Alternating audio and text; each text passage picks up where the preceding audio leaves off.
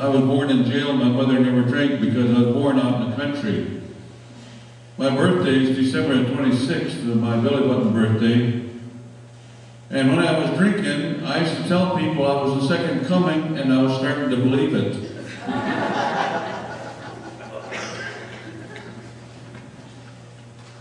But you know, life has changed, and it's changing for all of us.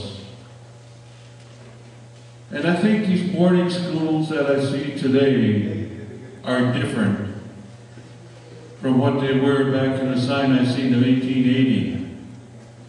I had a sister that graduated out of this school back in the 40s.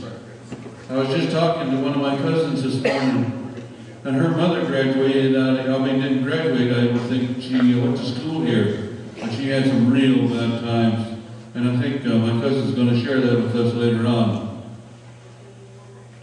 But going back to my own life and thinking back to when it was like then and when it's like now, there's no comparison. And the reason I say there's no comparison is because life for me was a lot different. The changes I see today is really happening in a good way.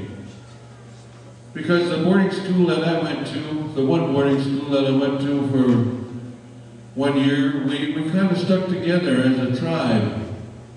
And we really didn't socialize too much with other tribes. And what I think nowadays that's changing, and I hope it continues to change.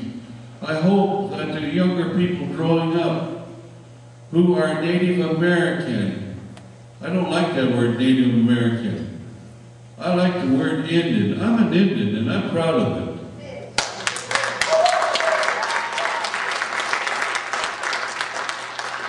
You know, the guys on the East Coast is the ones that hung that Native American on us.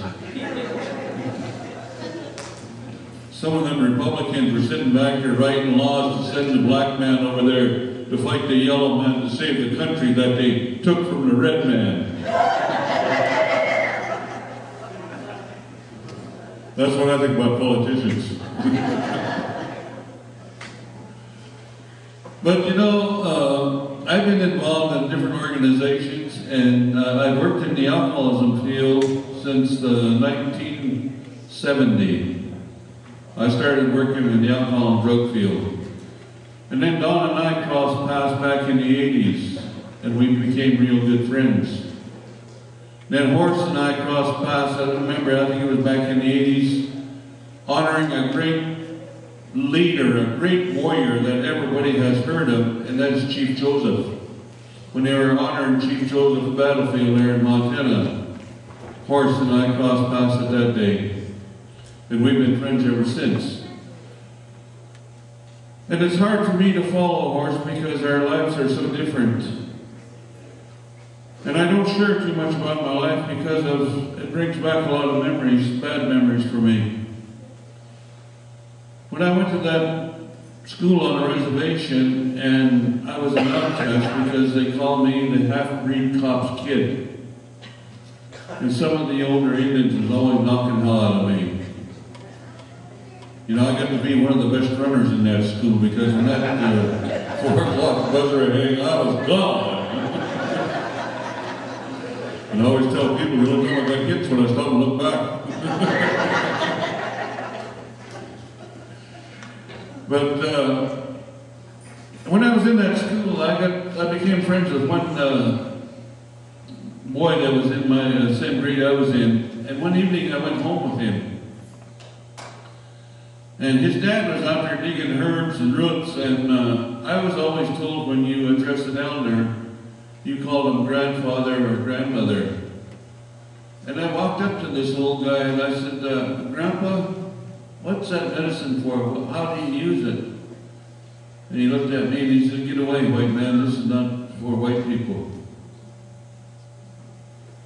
And I remember the words today. Like it was just yesterday that they told me that. But the thing that happened from that old man telling me that is I made a vow never to ask an elder anything about my culture. And I grew up without a culture. The Korean War broke out. I went to the Korean War. I come back. My mother and dad didn't drink, and they tried to raise us right. I respected my mother and dad for that, and when I was around them, I tried to be sober. When I come back from the war, and I drove up in front of my folks' house, I think it was one of my brothers said, "That's Ozzy." My mother come running outside. She had her apron on. Her hands were all full of flour. She looked at me and grabbed me and hugged me.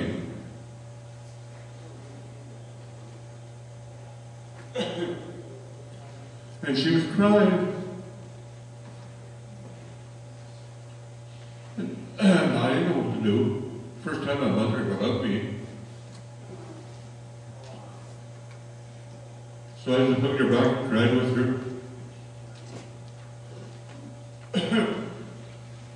Like I said, there was a day that I realized how important my mother and dad were.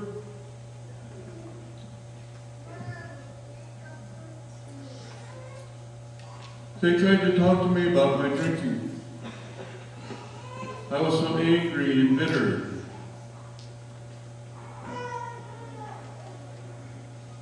When I was drinking, I tried to stay away from them because I respected them. They didn't drink.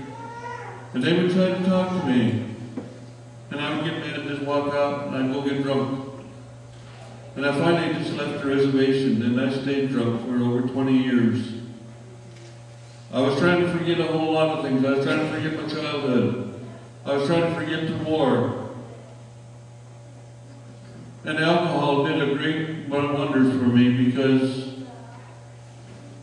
it got me out of that world of discrimination. And when I was drunk, I felt like I was somebody, even though I was on Skid Row. And when I was on Skid Row, I was thinking, well, if it gets real bad, I can always go home to Mom and Pop. How much lower can you go when you're on Skid Row? And think if it gets lower, it gets worse. But that was my thinking.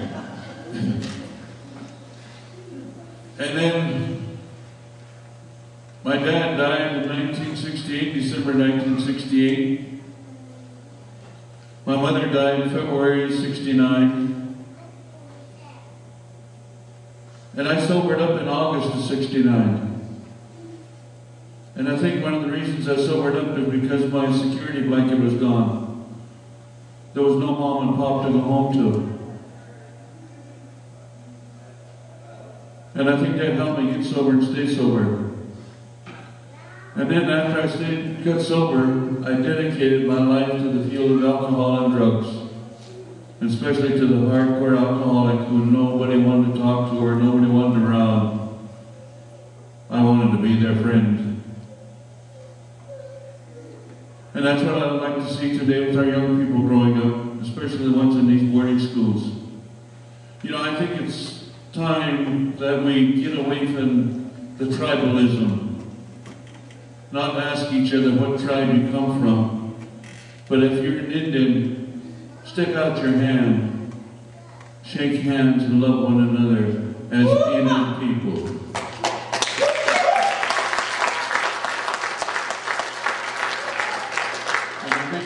That's how we're going to win. And maybe someday get the country back and live like our ancestors lived. Peace, harmony, joy, and happiness. They had that even when they had nothing. And I think we can do that today because I think White Bison and other organizations like that is doing it. It's bringing us back together to where we no longer have to fight each other, but to love each other and all fight for the same reason, and that's our freedom. Thank you.